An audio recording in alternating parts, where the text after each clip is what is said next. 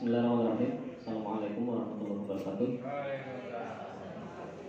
Yang terhormat Dewan Pengawas sebagai juri akan menyampaikan informasi pembelajaran jarak jauh,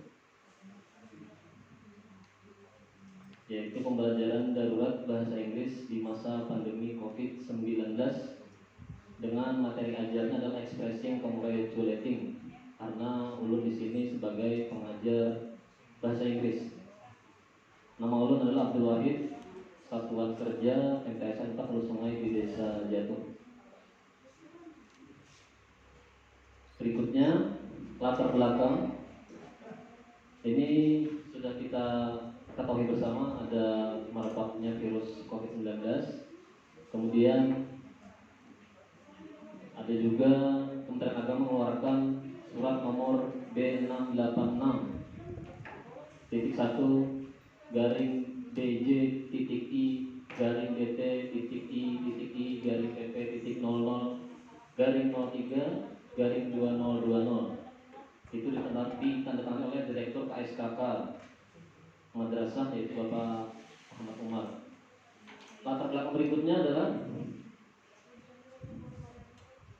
edaran Mendikbud yang sudah sering disebutkan tadi oleh kawan-kawan. Kemudian edaran Menpan RB tahun nomor 34 tahun 2020.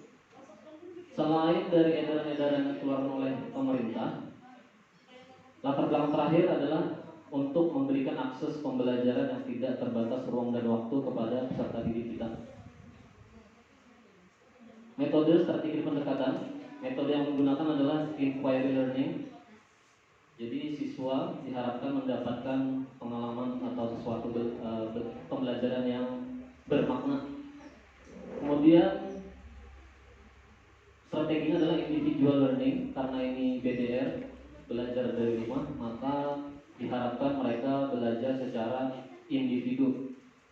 Tapi tidak menutup kemungkinan ada bantuan dari orang tua, karena pembelajaran di rumah juga sangat diharapkan bimbingan dan bantuan dari orang tua. Pendekatan adalah student centered.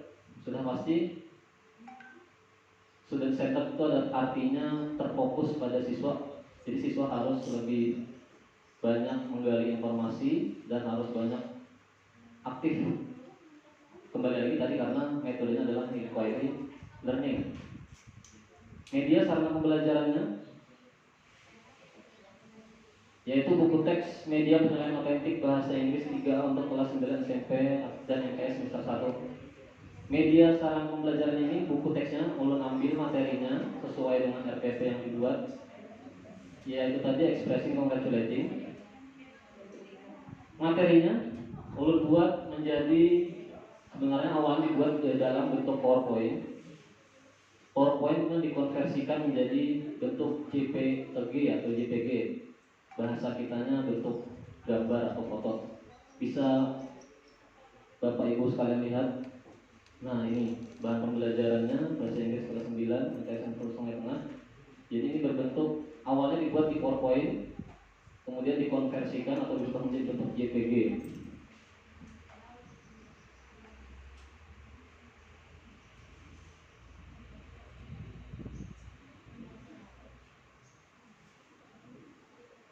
Kembali lagi, setelah buku teks ada aplikasi WhatsApp, kemudian Google Form. Google Form ini digunakan untuk mengevaluasi hasil belajar atau hasil pemahaman peserta didik. Kelebihan pada karya model ini, yang pertama, materi ajarnya lebih ringkas. Jadi guru ulun termasuk mencoba membuat materi ajar lebih ringkas dan mudah dipahami oleh peserta didik. Yang kedua, pemanfaatan mediatik, yaitu tadi ada WhatsApp, ada Google Formulir. Kemudian akses materi pembelajaran tidak terbatas. Lalu berikutnya efisiensi waktu saat penilaian tugas atau kuis. Nah, ini imbas dari penggunaan Google Form. Google Form diatur sedemikian rupa. Misalnya kuisnya ada 25 soal, kita tentukan poinnya 1 soal, kalau benar jawab 4, maka akan terakumulasi, terhitung secara otomatis menjadi bentuk Microsoft Excel, bisa kita download. Maka situ terlihat siswa mana yang pemahamannya tinggi, sedang, atau kurang.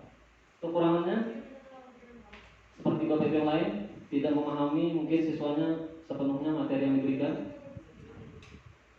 Kemudian kendala jaringan internet dan gawai siswa. Terakhir kesimpulannya, di masa COVID ini PBM harus terus berjalan, proses belajar mengajar.